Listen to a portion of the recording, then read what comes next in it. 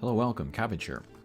So here I thought I would talk about kind of the hidden meaning or the hidden inspiration for Fio and Levania. And I actually could have made this video like launch weekend, but I wasn't really interested in kind of deeply analyzing characters or the story until after I finished Automata, and then until the conclusion of like the Sun and the Moon. But we can talk about Fio and Levania. Just a warning up front, if you love the relationship between these characters, maybe stop watching now. This video might ruin it for you. However, nothing I say in this video is canon, and if you reject it or disagree with it, that's fine, it's just an interpretation. And I'm not even saying that this is my interpretation. As always, I urge viewers to really listen to what I'm saying and differentiate between reporting and supporting. But the developers almost absolutely had all of this stuff in mind in designing these characters and this relationship. So let's have a look. Let's look behind the scenes at a culture different from our own. First, I'll say that young girls in Japan, from Fio's age to high school, are very much romanticized and idealized and eroticized. Everybody loves them, folks want to be around them, folks even want to be them. There's definitely a perception of young girls by males that their experience of the world is better or even ideal.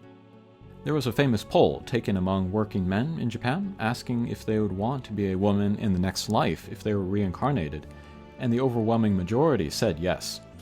Of course, the reality is not all sunshine and rainbows, but from the male's point of view, young girls are good-looking and popular and desired and have freedom, and for all of these reasons are powerful, which, the average Japanese male does not feel. You might be laughing, especially considering this is Japan that we're talking about, still one of the worst countries for gender equality, but it's how it's perceived here. The popularity of female characters in anime and games among the male audience here is not all attraction-based. A lot of it is based on idealizing their experience of the world, as if they lived in a different world. There are a great number of anime shows where the entire cast is young girls, and they're not selling themselves as like voyeuristic, sex pervert experiences, although those absolutely exist. They're selling themselves as escapism. They're almost selling more the world than the characters. One show I personally like that features a cast of like 99% young girls is Non Non Biyori, which takes place in a tiny town in the mountains, and pretty much nothing happens day to day. But two Japanese men who have a lot of responsibilities, a stressful job, a long commute, a vision of life where you have a bunch of free time, all your friends are funny and kind and cute, you live in an idyllic environment, you don't have any health problems, you don't have to worry about money, and there are no ugly men to bother you. It's a very appealing view of the world. It might seem strange or creepy for grown men to play like idle games, but it's the same idea. It's the escapism, the desire to live a more fun, carefree life. There is one male character in Non Non Biyori. He is the brother of one of the other characters, but he is personalityless, he is featureless, with eternally opaque glasses. He never speaks. This brother is so perfect a vessel on which to project oneself that it's almost a parody. He is just there among these young girls, and for a lot of, male viewers, it's enough just to be around them. But what like a lot of other, anime shows or video games will do is just have a world where there are no male characters. And it is set up that way so that male viewers can more easily project themselves into there and then not have like any competition. There was recently a mobile game released which was based on a property where it's typically an all-female world, but this mobile game introduced like a male protagonist that you play as, and the players became very angry because they didn't want that male character. It kind of ruined the purity of that all-female world. And it's why Japanese games typically don't include a lot of male characters, because when playing a game for the escapism, you don't want a character that is pretty similar to you, or perhaps even like considered superior to you.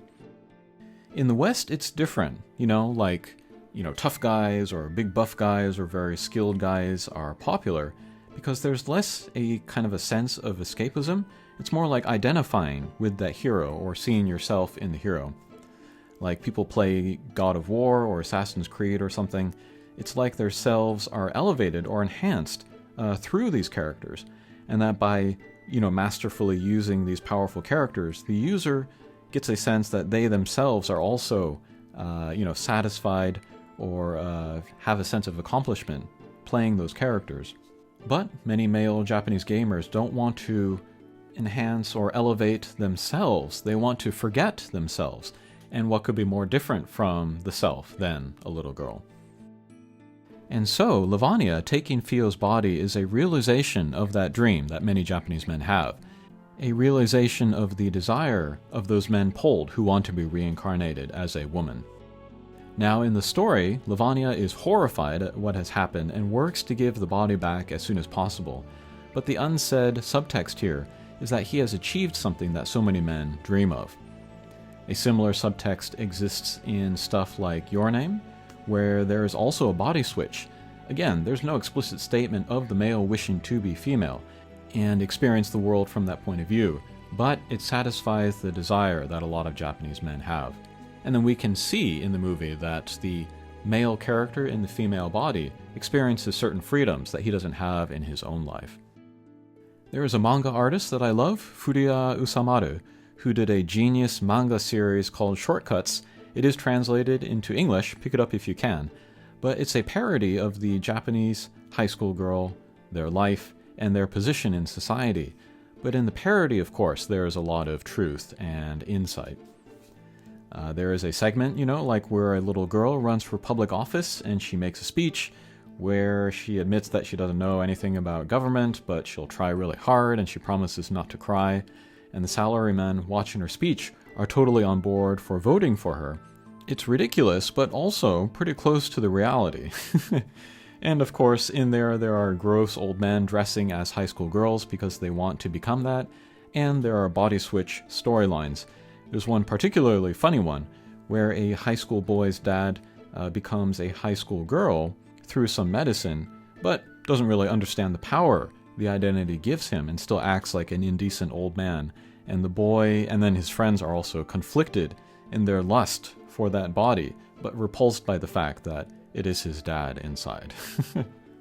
And then the look of Levania, it's very much like a cockroach, which I don't think is accidental at all, especially for the position that the Levania character has. But a cockroach is considered like the lowest, most disgusting life form here in Japan. And that when you bully, to call someone a cockroach is very common here. And then in Levania's EX story, we see that the character is kind of is bullied in their company that they work at. And then, targets of bullying, they kind of psychologically become damaged. They start to feel that they are, less than human or closer to a cockroach. And then although the meaning, the meaning of the shape of the cockroach means something else within the story of Nier Reincarnation, it's just a world, it's a species where everybody looks like that. In the subtext, in order to reflect how the character feels about himself in the real world, then it's more of a kind of a manifestation about how that character feels about himself. And it also creates like a hierarchy where I feel like a cockroach myself, while the young girl is, more idealized. It's a higher, kind of a better life form even. And so the idea of wanting to escape the self and then, become the more idealized being, I think that interpretation holds some water there. There's another subtext in the Fio-Levania relationship which is considerably less innocent in nature, less about escapism, and that is more about power, and that is referenced in Fio's status as a member of the Nier slave social class, and her wearing a harness with a leash. The subtext here is a reference to the twisted desire of some men to control young girls or treat them as pets, as less than humans, whether with erotic connotations or not. I won't go into greater detail here, but there is a pedo problem here in Japan that is unfortunately normalized by pop culture. Not so much the mainstream culture, but more by subcultures. Even in Nier Reincarnation, which is a classy game compared to some Japanese games, we still have like swimsuit versions of Fio and Saru, and what really looks like a pet's collar on Hina, and I'm like, come on, don't contribute to the normalization of a diseased, unhealthy view of young women. Again, in Nier Reincarnation, it is never explicit, and Levania never tries to control or dominate Fio. He never grabs that leash, but the developers are absolutely nodding to that idea there. The possibility is there. And then at the end of their, towards the end of their chapter, when Levania says that he wants to be friends with Fio, I'm like, no, adults can't really be friends with kids. Kind of edging towards creepy there. But yeah, where the relationship between Fio and Levania goes from here in the next story, Man and the World, will be interesting. It'll be interesting to see if they continue on with the nods, you know, towards this idolization, you know, of the little girl. Or if they go in a different direction. One thing, perhaps, that they could do is that they could reference Franz Kafka's Metamorphosis, the relationship between Gregor and his sister. He becomes a bug at the very beginning of the story, and he ends up just being like a drag on her. And then when Gregor finally dies, then Gregor's sister, it's kind of revealed that she's sort of like the protagonist of the story. She gains her freedom, she enters adulthood. Maybe we'll see something similar at the conclusion of Nier Reincarnation, where Levania perhaps dies or sacrifices himself for Fio's sake, and then Fio comes into her own. Okay, hopefully I didn't ruin Fio and Levania for anyone. Alright, thanks for watching, and we'll see you again. Take care.